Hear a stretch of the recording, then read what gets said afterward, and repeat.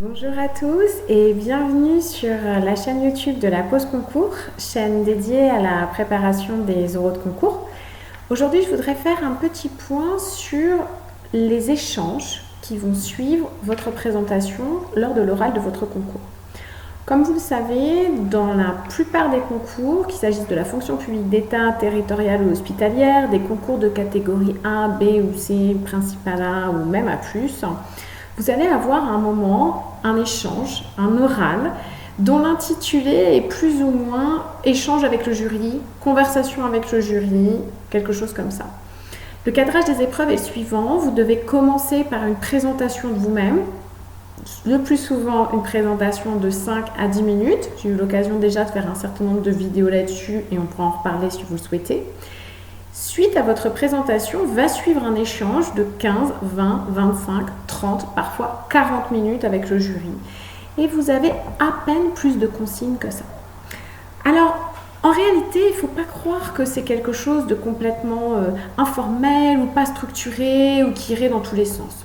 L'objectif prioritaire du jury, c'est bien entendu de vous rencontrer.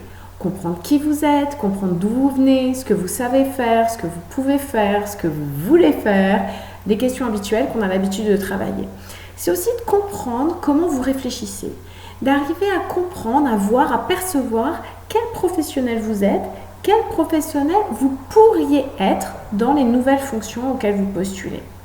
Ce que je veux dire par là, c'est qu'en réalité, et certains rapports de jury l'expliquent de manière très claire, il y a un certain tempo lors de ces échanges-là, il y a finalement un cadrage de l'échange. Et c'est quand même assez logique.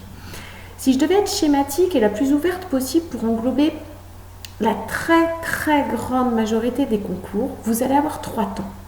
Le premier temps, j'ai envie de dire, c'est les questions faciles. Le jury vient vous mettre à l'aise et donc va vous poser des questions sur vous, vos parcours, vos motivations.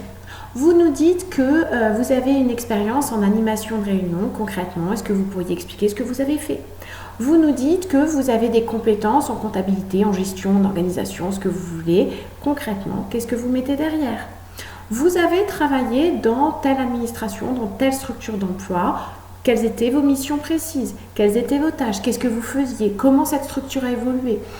Vous nous dites que vous souhaitez intégrer tel corps, tel cadre d'emploi pour telle ou telle raison. Concrètement, sur quel type de poste vous imagineriez à la sortie ? Vous voyez, des choses, normalement, il n'y a pas de difficulté.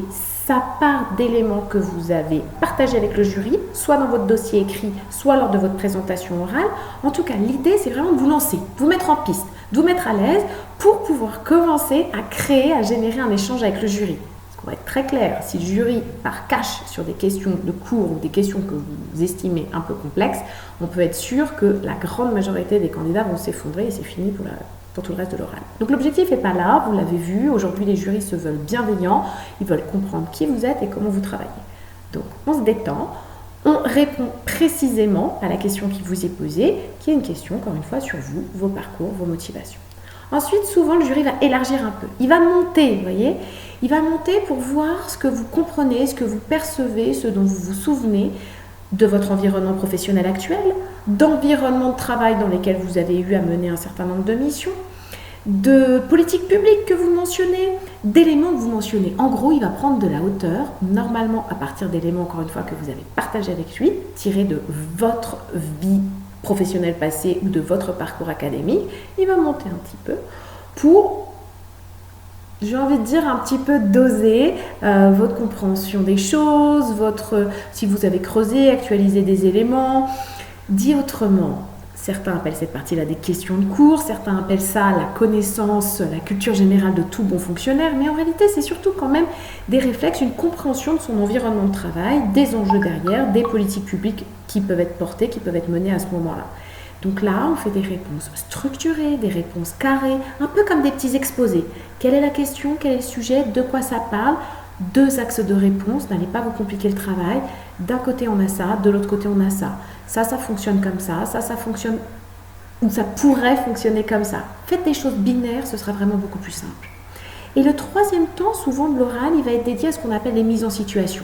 Soit des mises en situation directes. Demain, vous êtes nommé sur tel poste, on vous demande de faire ça, comment vous y prenez. Demain, vous avez 6 ça à faire, vous êtes confronté à telle situation, comment vous réagissez.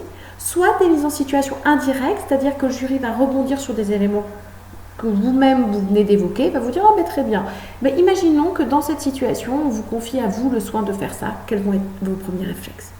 Et là, ce qui va compter, c'est du bon sens. Vos réflexes professionnels, comment dans la vraie vie vous allez vous y prendre pour répondre à cette situation. C'est pas plus compliqué que ça.